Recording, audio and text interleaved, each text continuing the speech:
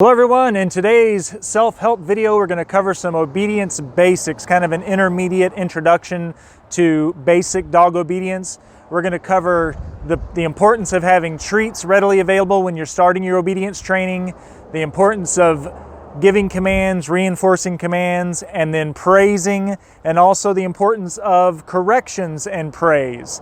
So this is Willie. She's been one of our subjects in a couple of our videos. We've done an ear cleaning video and also a nail cutting video with filing, and also ear hair pulling in the ear hair video. So if you're interested in those, you can find those on both our Facebook page and our YouTube channel. Be sure to subscribe to receive notifications about these videos when we post them. So we're certain to do more. And right now we're going to just cover the importance of treats and what you should do when you're starting your basic obedience. Typically, if you've got a new dog or a dog that's new to obedience training, we're wanting to really tie the importance of the good feeling that the pet has with the praise. So typically what we do is for 5 or 10 minutes sitting on the couch with no command whatsoever given to the dog, you break up tiny pieces of a pet's favorite treat. It could be little pieces of hot dog. Remember, we're not feeding them a meal. We're just giving them that satisfaction of the flavor and the rewarding feeling, and then just incorporating that with a verbal praise. I keep it simple. Some people believe that you can use clickers for this, and I agree, you can, but this just makes it very kind of easy access to having all the tools that you need very quickly. So right now, I'm just going to break a little piece off. Willie. Good girl. Good girl. Yes, good girl. So I'm giving her little pieces of treat. You can see how excited she is. Good girl. Good girl. And at the time I'm giving her the treat, I'm saying the praise that I will be using throughout her life, okay? So whenever she does what I like, that's the praise. Good girl, yes. Now we're also using a 6-foot training leash, and we're also using a chain.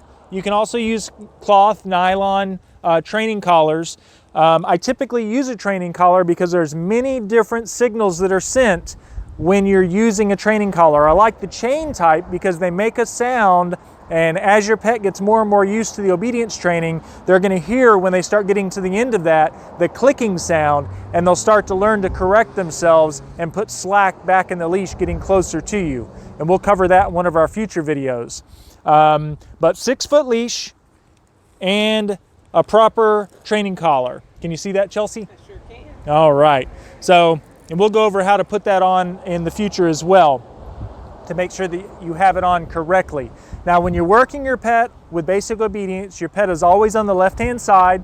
The purpose of that is so that when you're walking in traffic, you always walk towards the traffic and the pet is out of the way of oncoming cars.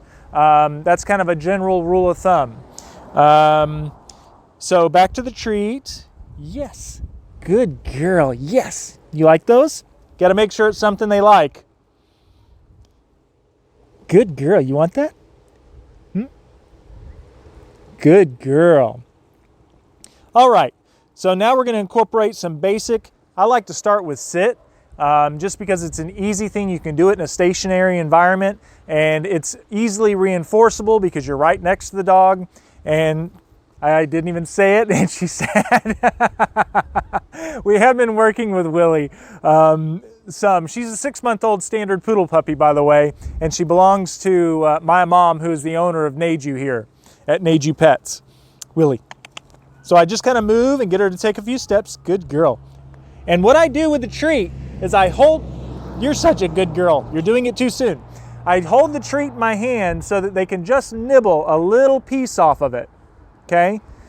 And sometimes all they need is the tease of the flavor without actually getting a piece of it. So very important to remember. So the more you can tease them with it, the more they're going to want to do to please you once they get the kind of the series of events put together. Willie. Good girl. Willie, sit.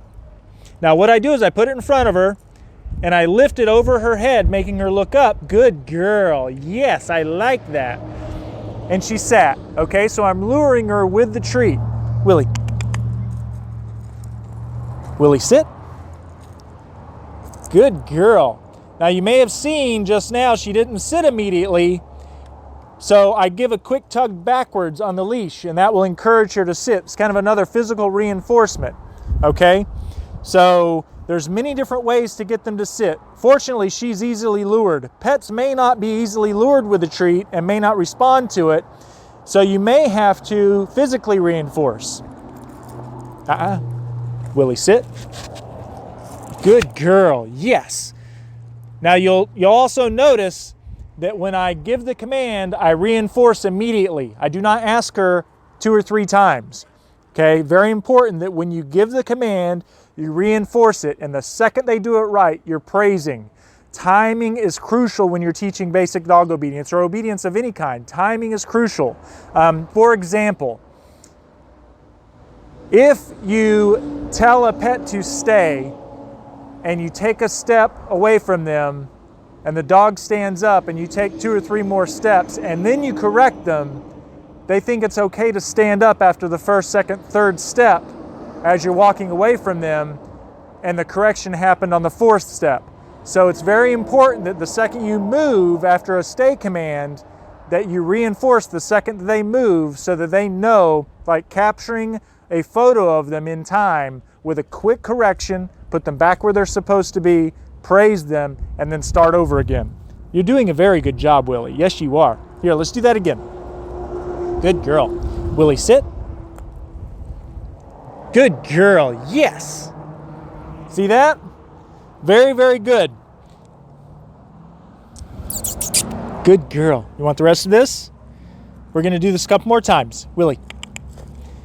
Willie, sit. Yes. Good girl. There's the rest. All right. Good girl. Now, another thing you need to note is you do not want to work with your pets more than about 10 minutes. If you go out for a walk and play for 10-15 minutes, work for 5 minutes, 10 minutes tops, walk and play for a little bit, and incorporate your training into play. Because if all you do is work on an obedience lesson and demand them to react and respond for 30 minutes, 20 minutes, it's going to become a dose of medicine, and you do not want that for your pet. You want to be able to incorporate obedience into their life, let it become a normal way of communicating with them, and make it enjoyable. Thank you guys so much for watching. If you're interested in any of the tools we've been using, the 6-foot leash or the training collars, there'll be links in the description below or in comments below. Be sure, if you're interested in more of these videos, subscribe to our YouTube channel. Just search Neju Pets in the search bar in YouTube, and find us on Facebook at facebook.com/Neju Pets. Thanks for watching.